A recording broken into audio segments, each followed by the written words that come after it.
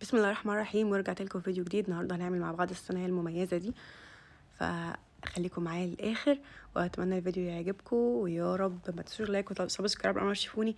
انا مي الليثي ودي قناتي المطاطه. عملنا معاكم اشكال صواني كتير جدا، الاكليريك واللي هي اللي بالريش، وحاجات كتير قوي كانت ترند قوي الفتره اللي فاتت، فعملناها مع بعض. ممكن تروحوا تشوفوها في البلاي ليست. كمان احنا بنعمل بلالين وبنعمل ديكورات افراح واعياد ميلاد، وبنعمل حاجات كتيره جدا مميزه لو انتوا اول مره تشوفوني. طيب بسم الله كده نبتدي.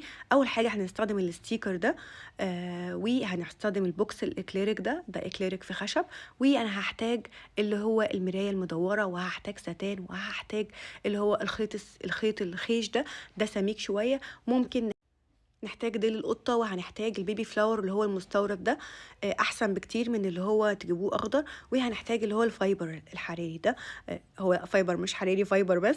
طيب انا هستخدم الفايبر ده، هنعمل منه اللي هو المخده بتاعه الخواتم، او حسب الشبكه. بنسال اول حاجه العروسه احنا محتاجين اماكن خواتم قد ايه. في ناس بتبقى محتاجه دبله ومحبس بس، فخلي بالكم من نقطه زي دي. اول نقطه بنسال فيها العميل. تمام، طبعا عملت معاكم البتاعه دي قبل كده، فبس نعملها كده معاكم بالراحه.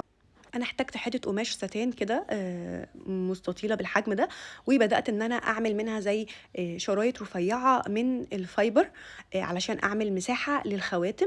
وطبعا بثبتهم حسب زي ما انتوا عايزين. انا حاسه ان دي اكتر حاجه صعبه في الصينيه، مش عارفه ليه بتاخد مني وقت ومجهود. هو اكيد ليها طريقه بس انا مش عارفاها، ممكن يكون في طريقه اسهل من كده يعني. بعمل زي التمويجه دي اللي هي بتبقى الفواصل، وببتدي ان انا بين كل واحده وواحده بلزقها بمسدس الشمع. ممكن تعملوها بخيط وابره لو انتوا عايزين. ممكن كمان تجيبوا، يعني ممكن احاول بدور لكم على حلول تانية. الشبكه او علبه الشبكه نفسها بتاعت العروس والعروسه، ممكن تجيبوا السفنجه بتاعتها تحطوها في البوكس وتريحوا دماغكم يعني. البوكس ده برضو لو انتوا حاسين ان هو موضوع صعب شويه، في فيديوهات انا كنت عاملاها بتاعت ثواني الاكليريك، هتلاقوها في بلاي ليست كده، ثواني الشبكه، وهتلاقيه ممكن فيها اللي هو ثواني الاكليريك. فده برضو عشان خلي بالكم البوكس ده نقدر نستخدمه في ثواني الاكليريك. ممكن يبقى ثابت معاكم كمان، يعني انتوا ممكن بدل الصينيه كلها على بعضها تستخدموا البوكس بس. لو حد عايز حاجه سيمبل وخفيفه على قد الدبل، تقدروا جدا تحطوا اللي هي دي بس، اللي هي على قد يعني على قد ايه، الدبلتين بس يعني. فده بقترح عليكم لو حد مش عايز حاجه مكلفه. تمام، بصوا انا عملت كده الفواصل، وبعدين بتنيها كده الحته اليمين، الجنب اليمين والجنب الشمال بالمنظر ده وبس. يعني هي ان شاء الله بسيطه، مش تحسوا انها صعبه قوي. بعدين بشوف هي تمام كده ولا لا، وبرجع اشيلها تاني واثبتها بقى بمسدس الشمع.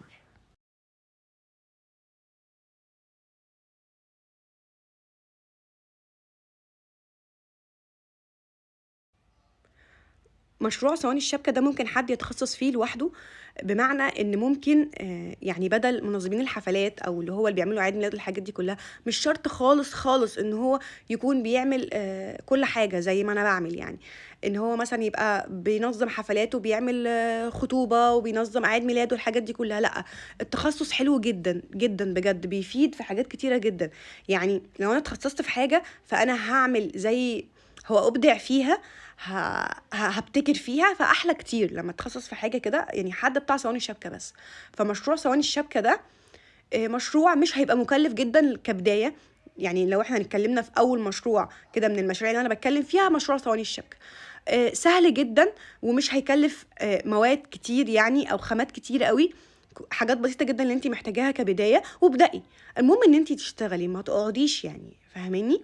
انا هنا استخدمت خيط الخيش ده، ده خيش اللي هو السميك مش الرفيع، وهبتدي الفه على الصينيه المرايه كلها. المرايه دي تقريبا قطر 30 سنتي، فهلفها عليها. انا بروح بتاع مرايات، هو بيقصها لي جدا. عايزينها مثلا 30 سنتي، 40، 20، براحتكم المقاس اللي انتوا عايزينه، وهو بيقصها لكم جدا ومش مكلفه خالص. وده بحاول ان انا الفه. هو ممكن برضو ممكن يكون اكتر حاجه صعبه ان انتوا تلفوها، علشان الشمع بيفك مع المرايه. بس ممكن تحطوا امير قوي جدا او حاجه، بس انا يعني حاولت ان انا اسلكها بالشمع والحمد لله نفعت. حطيت كذا طبقه، وهقول لكم انا عملت ايه دلوقتي. البوكس بتاع صينيه الشبكه ده حلو قوي ومميز، مميز جدا، ان هو ممكن يتحط بعد كده العروسه تحطه على التسريحه بتاعتها وتعين فيه الخواتم بتاعتها. فبصراحه حلو جدا. ممكن كمان ما تلزقوهوش في صينيه الشبكه، بحيث ان هو يبقى منفصل عنها، وممكن تلزقوه. وممكن كمان تستخدم اللي هي المدوره دي، الصينيه نفسها تبقى كصينيه. فتخيلوا بقى ان انت اتنين في واحد. فانت بتبيعي حاجه، انت بتبيعي حاجه بجد تحفه. انت او انت على فكره المشروع ده ينفع يمشي ولادي وبناتي وكل حاجه. اي حد، المهم ان انتوا تشتغلوا. يعني في رجاله ما شاء الله عليها بتشتغل في الاكسسوارات، فلا يعني رجاله وستات تقدر تشتغل في حاجه ممكن من البيت زي ما انتوا عايزين كده او جنب شغلكم بتكلفه بسيطه جدا. المهم ان انتوا تشتغلوا وتسوقوا كويس لشغلكم، وباذن الله ربنا هيوفق الجميع. انا قصيت بس الحته دي، وهرجع الزق كده اخر حته من الشمع، وهبتدي ان انا الف. بصوا هنا فكت شويه فحطيت شمع تاني وبدات ان انا اثبتها. هعمل بقى كمان طبقه تانية منها، هعمل طبقه تانية منها. ولما انا ثبت من تحت الموضوع بقى ثابت جدا. انتوا ممكن تثبتوا من تحت، وبدات ان انا ادوس عليه، ادوس على الشمع عشان الشمع يبقى متماسك. ما تنسوش تعملوا حسابكم في التكلفة وانتوا بتحسبوا تسعير الصينية دي الشمع، عشان هتستهلكوا شوية شمع حلوين، يعني تقريبا عودين شمع او حاجة او 3 كتير قوي. وبدأت ان انا بصوا من تحت وبدوس عليها بحيث انها تبقى ماسكة جدا يعني، والحمد لله تماسكت يعني. انا عملت طبقة تانية تقريبا دول 2 متر، والله انا مش فاكرة بالظبط، تقريبا 2 متر يعني. فبدأت ان انا الف طبقة تانية من الخيط الخيش اللي هو ده. لما يعني بدل ما يبقى كنت عاملاه على الحرف قوي، فلما عملت طبقة تانية كده طلعت فوق شوية فبرزت الدنيا اكتر، فحاسة الموضوع بقى الطف وبقى امتن كمان. خلي بالكم.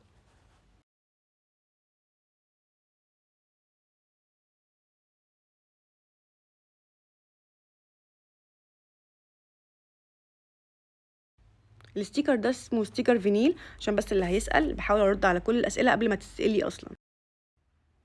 ده اللي بنلزقه على الباكات بتاعه اعياد الميلاد والمناسبات، هابي بيرث داي، وبنلزقه على الاكليريك، هو نفس النوع، بس انا عامله منه قطعه صغيره على قد صينيه الشبكه. وفي منه طبعا كل الالوان اللي هو الابيض والجولد والسيلفر وكل حاجه.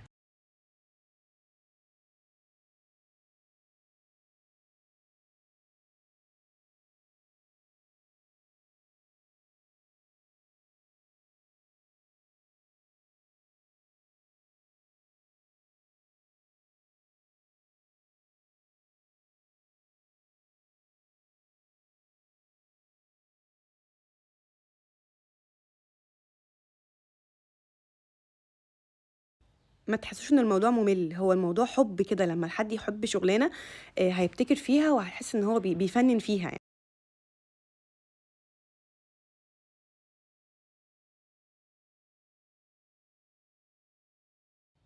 قولوا لي بقى كده في الكومنتات تسعيركم ليها ايه، تقريبا هيبقى فرنج كام.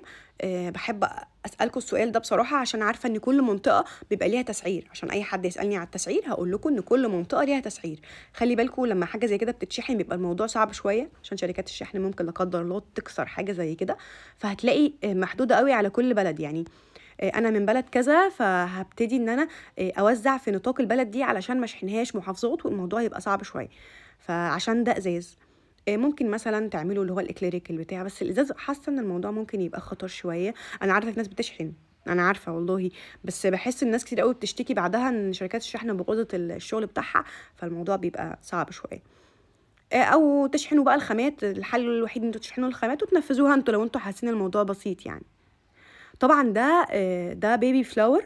البيبي فلاور ده صناعي مستورد، فعلشان كده هو لونه كده، لونه بيج تقريبا، في منه الوان تانية بينك ولبني والكلام ده.